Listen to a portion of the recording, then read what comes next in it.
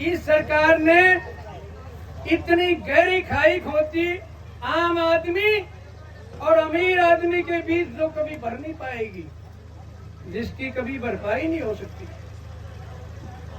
मैं 2 नारे बोलूंगा, उसके बाद अगली बात शुरू करूंगा। मैंने कहना है, गाय का बछड़ा बोल रहा है। आपने कहना है, मोदी का सिंहासन डोल रहा है। गाय का बछड़ा बोल रहा है, गाय का बछड़ा बोल रहा है। यह तो एक अंगड़ाई है, ये तो एक अंगड़ाई है। धन्यवाद मातर शक्ति। हिंदुस्तान के इतिहास में जब भी कभी क्रांति आई या जब भी क्रांति का माहौल बना, मातर शक्ति का बहुत बड़ा योगदान रहा।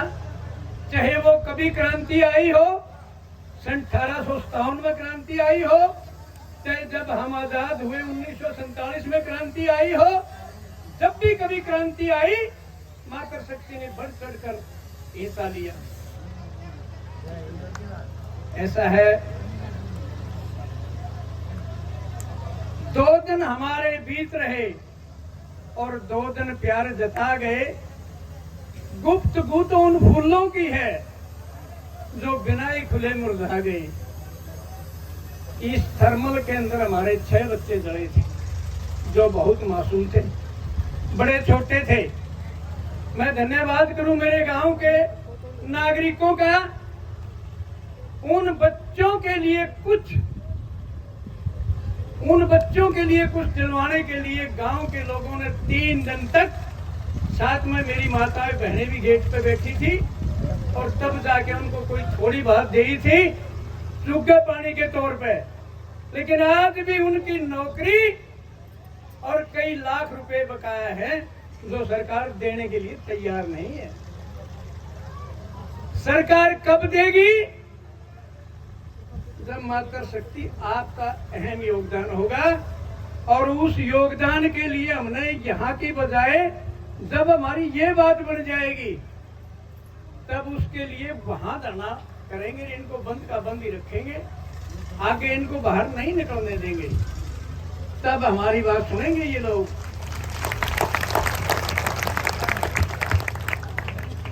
ऐसा है बहनों,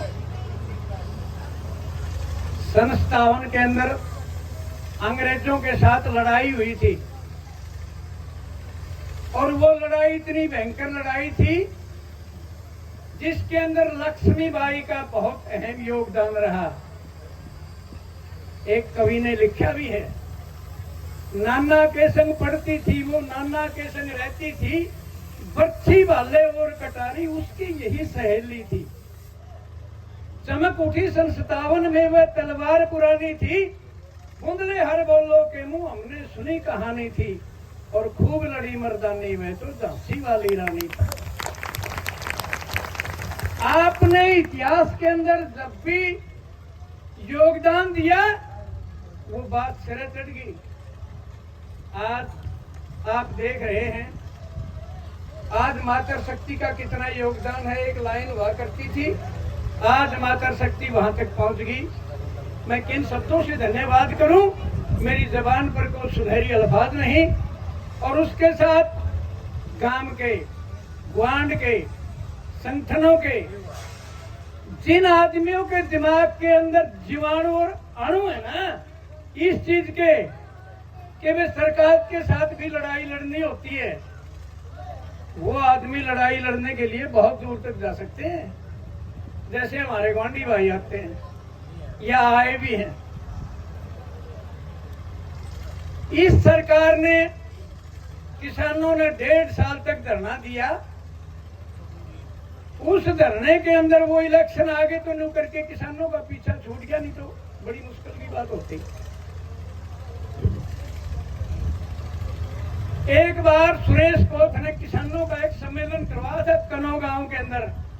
कनौ गांव का भाई का प्रधान है, शायद यहाँ बैठा भी होगा। और उस सम्मेलन के अंदर कम से कम भी 2,500-3 हज़ार का करीब किसान आए थे। उन किसानों के बीच में सुरेश कोयथ ने मेरे को भी 2 मिनट का समय दिया बोलने के लिए। मैंने उन किसानों से पूछा कि भाई साहब आप ये बताओ, हम किसानियत कब से कर रहे हैं? 1000 साल से, 2000 साल से, 5000 साल से, कब से हम किसानियत कर रहे हैं?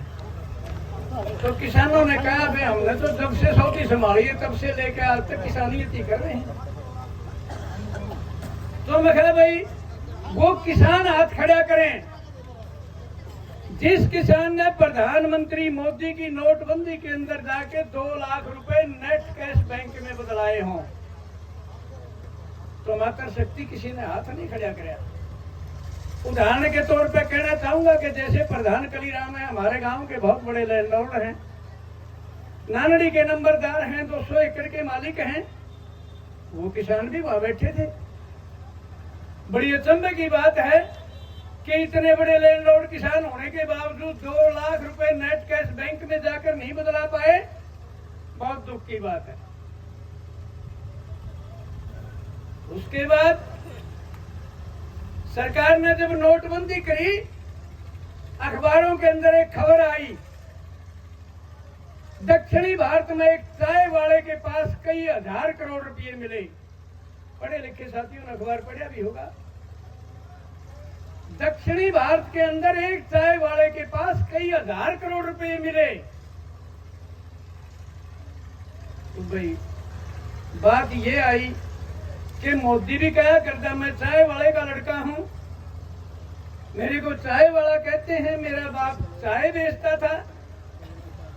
तो मैं कहा भाई किसानियत की बातचीत में जो नहीं बातचीत बनती नहीं, जब फिर मैं चाय की दुकान कर लो, सूद तो बैठ गया जब प्रधानमंत्री बन जाओगे, अरे नहीं जब भूखे तो मरते नहीं। ऐसा है साथियों। किसान को किसी भी सरकार ने कभी कुछ नहीं दिया। क्या सरकार तो देने वाला में है को नहीं। इससे पहले जो सरकार आई नहीं उसने भी किसान को कुछ नहीं दिया। उदाहरण है किसान के। अपनी मंडी के अंदर जो गांव खेजड़ का जाके ना आज से 2 साल या 3 साल पहले मंडी में दुकान कर ली नहीं, उस दुकानदार के घर आज कार खड़ी है दौड़ी दौड़ी। लेकिन जो निखालस खेती करने वाला 5 या 7 एकड़ का किसान है, उसके पास कार नहीं मिलेगी आपको। हाँ, खेती के साथ अगर कोई धंधा और करता है तो बेशक कार खरीद लियो, और नहीं तो जो निकाल खेती करने वाला जो किसान है उसके पास कार नहीं है। भाई क्यों नहीं है? क्योंकि सरकार ने कदे किया मदद के तौर पर कभी कुछ नहीं किया। हमारे देश का प्रधानमंत्री विदेश में जब जाता है, उस देश की स्टेज पर खड़ा होकर रुके मारता है कि मैं कृषि प्रधान देश का प्रधानमंत्री हूं, मेरे देश की जनता 80% खेती पर निर्भर है। कौन सी निर्भरता है भाई वो? हमने तो उसकी निर्भरता के बारे में कभी ऐसी बात ही नहीं सुनी कि भाई मुख्यमंत्री प्रधानमंत्री ने किसान के लिए ये कर दिया हो। कितने 750 के करीब किसान मरे हैं। यहाँ अपने किसान नेता भाई सत्यवान जी बैठे होंगे, उन्होंने बताया था कि जो किसान धरने पर दिल्ली चले गए और दिल्ली से उनकी लाश आई, तो आप अंदाजा लगाइए कि वे उस घर का क्या रहा होगा। बड़ी मुश्किल से वो घर गुजरता होगा। और फिर एक किसान का बेटा, उसके पल्ले कुछ नहीं। इस सरकार ने सिवाय दुखों के कुछ नहीं दिया। पैसा 3 जगह से पैदा होता है, किसान से, खान से और कारखाने से, और कोई चौथी जगह नहीं है पैसा पैदा होने की। और सबसे ज्यादा पैसा और आसानी से पैसा जो पैदा होता है वो किसान से होता है, लेकिन किसान को नहीं मिलता। किसान पैदा करता है, भाव कोई और लगाता है, उच्च भाव से कोई और बेचता है, मुनाफा कोई और खा जाता है, किसान वैसे ही रह जाता है। मैं बातें कहते कहते थोड़ा दूर चला गया, अब वहीं आ जाइए। आज का हमारा जो धरना है ये एक सांकेतिक धरना है। सरकार ने हमारे साथ एक वायदा किया था कि हम 3-4 दिन के अंदर जो है ना आपके पास फोन पर सूचना भेज देंगे कि भाई हमने करना क्या है। 4 दिन की बजाय 6 दिन बीत गई, सरकार की कोई सूचना नहीं आई। आज सरकार को जगाने के लिए रास्ता रोक दिया। अब हमारे प्रशासनिक कोई अधिकारी आएंगे तो हम उससे गुहार लगाएंगे कि भाई आपने भी सरकार की हमारी बात सरकार तक नहीं पहुंचाई। इस हिसाब से हम कितने दिन बैठे रहेंगे? ऐसा है साथियों, जब तक हम सरकार के साथ पूरी टक्कर से नहीं टकराएंगे तब तक ये सरकार जागने वाली नहीं है। आज 2 घंटे का सांकेतिक रास्ता रोको है ये, इसके बाद कोई और बड़ा ऐलान करेंगे और उस ऐलान के अंदर पूरी टक्कर भी लगाएंगे।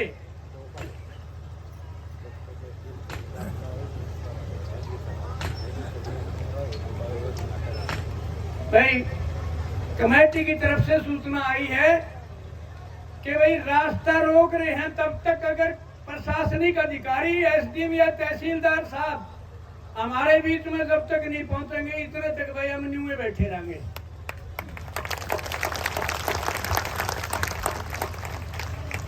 ऐसा है साथियों, अपने साथी बाहर से आए हैं, मैं निवेदन करूंगा आपके बीच में सेवादार घूम रहे हैं। किसी भी सेवादार के लिए चाय के लिए आपने कहना है, ओके के लिए आपने कहना है, पानी के लिए आपने कहना है, वो तीनों चीजें आपके पास वहीं पहुंच जाएंगी। और मैं सेवादार भाइयों से निवेदन करूंगा, भाई बाहर से जो अपने गुआंढी भाई आए हैं या दूसरे गांवों से आए हैं, आप बीच में घूम कर रहिए भाई, और चाय पानी के लिए माताओं बहनों के बीच में भी आ जाइए भाई। काफी देर बैठे को जब हो जाती है तो हर आदमी का चाय पानी के लिए मन करता है, और वो चाय पानी आप देते रहिए। ऐसा है साथियों, अधिकारियों से जब बात होती है उनसे हम कहते हैं, प्रधान जोगीराम ने भी कहा, प्रधान कलीराम ने भी कहा, सरपंच शेरू ने भी कहा कि आप ये बताओ हमारी मांग ठीक है या गलत है? नोबेला जी बिल्कुल ठीक है। तो मांग ठीक है तो इस मांग को आप ऊपर मुख्यमंत्री के पास क्यों नहीं भेजते कि खेतर के लोगों ने जो मांग करी है ये मांग सही और वाजिब है? नोबेला जी भेजेंगे भाई, भेजने में तो बड़ा टाइम लग गया, 10 दिन भी लग जाए, 15 दिन भी लग जाए, हमने तो एक दिन की मुश्किल हो रही है।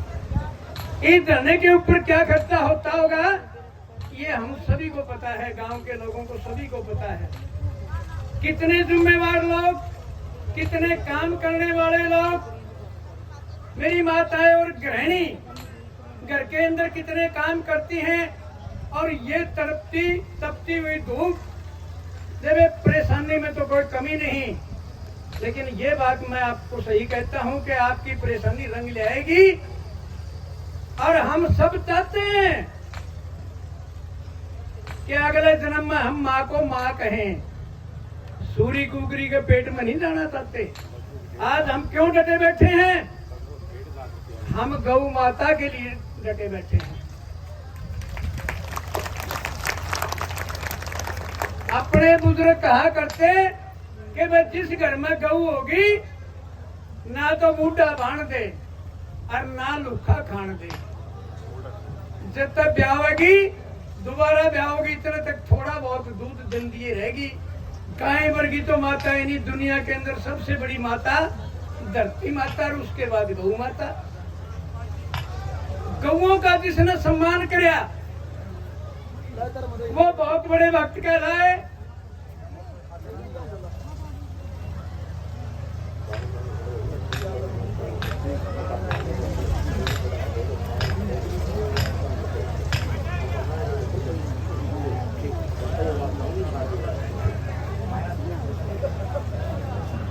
भाई जो धरने से संबंधित व्यक्ति आए हैं उन भाइयों से मेरा निवेदन है भाई, जहां कहीं तक मेरी आवाज आपको सुनाई दे, धरने से संबंधित जो भी व्यक्ति, जो भी भाई गांव का है या कहीं गांव गुआंढ का है, उस भाई से निवेदन है जहां कहीं तक मेरी आवाज आपको सुनाई दे, कृपया धरना स्थल के ऊपर आ जाएं भाई। जिस काम के लिए हम आए हैं वो काम करना बहुत जरूरी है। और मैं आप साथियों से निवेदन करता हूँ, कहीं कोई दुकान में बैठे है, कोई दुकान का आके बैठे है भाई, सारे भाई धरना स्थल के ऊपर पहुँचने का कष्ट करें भाई। और भाई समय ज्यादा ना लेते हुए मैं तो